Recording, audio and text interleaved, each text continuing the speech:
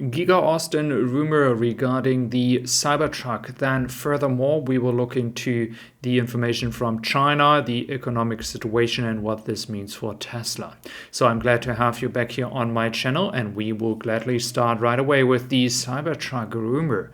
So there was some rumor out there that based as well on some people selling products for the Cybertruck, and those companies being very well connected to Tesla, there was not a clear statement that they do expect the Cybertruck earlier, but with the indication and the proof that the Giga Press is already here in Austin, or at least in the US and Texas, we could see in the next few days the Giga Press for the Cybertruck arrive in Austin.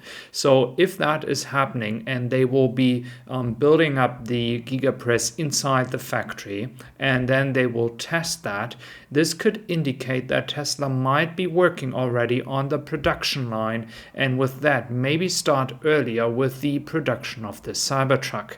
Again, if I talk about earlier, we all know that the official first delivery dates are way back in the past, so it's earlier than the final and last estimation that we received. I would be very happy to see that, and the open question is, how much did Tesla already prepare inside the factory for a production line of the Cybertruck? We do know that the Model Y production is going quite well and will steadily increase over the next few months. Now looking into Giga Berlin and the European market as well as the Chinese market, we have some trouble news here from China, from the CPCA, which is saying that the performance was weak at foreign car brands. Strict COVID curbs in many cities have prevented people from attending auto shows, and as well discouraging those to sell or buy a car. Now, this is something we have seen for quite some time. And what we also saw is that Tesla changed a bit the strategy of delivering cars towards Europe, despite usually concentrating on the Chinese market in September. Even though it is not too much, and the indications out there are not suggesting that there is a major drop-off of demand here in China. Nevertheless, we do see worrying signs, at least, for the car market in general. And I don't mean that Tesla will get an issue. Right now, they don't have to decrease any prices or give further incentives. But nevertheless, I do think that Tesla is very, very well prepared for that. And maybe they are going to continue exporting all through the entire quarter in the future. We know they want to flatten this entire wave that they are sending out. If we're looking into the stats here from Gary Black, we see that they are expecting 84,000 Model 3 and 94,000 Model Y in Q4, which is a total of 179,000 cars.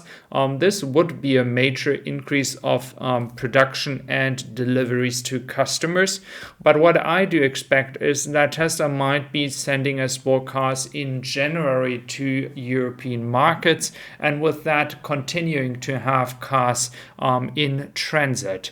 Recent numbers suggested that maybe from China there were just 5,000 cars in transit to Europe, and that maybe from other factories there was more transit.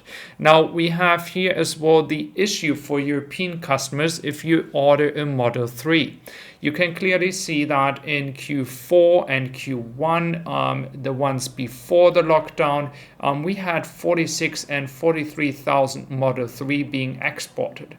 Now, after remodeling everything, and now, of course, with a bit of a weaker Q3 regarding the upgrade of the Model 3 line, the issue is that we have only 27,000 cars being exported for the Model 3, and that is the major issue here. We need more Model 3 for the market in Germany and Europe. There are many upset people out there that are really waiting for Model 3, which is for many the favorite car over the Model Y. Now, looking at the carriers, we see we have 4 carriers now globally supreme here: Copenhagen, Dana, Leda, Grand California. There's supposed to be some at the Copenhagen. Now, for the Chinese market, we have mentioned that now people have been contacted. We now know that Tesla will soon deliver Model S and Model X from China, or to be exact, from Fremont to China, and also from Fremont to Europe. So this will be very interesting, because I have been waiting for a long time to see what the impact on total Model S and Model X sales will be. The premium market is something that is sometimes resistant of crisis and inflation. And so if we see the first Model X and Model S here in Germany, I'm very sure that many people that do have the money to buy it will eventually do so. So I think it is a good opportunity for Tesla to even further increase the sales of this premium part of its brand. Now, looking at the Tesla stock here in Germany, 225 euros. In general, the decline is happening all over the market. But I just want to go back to what I have said many times on this channel.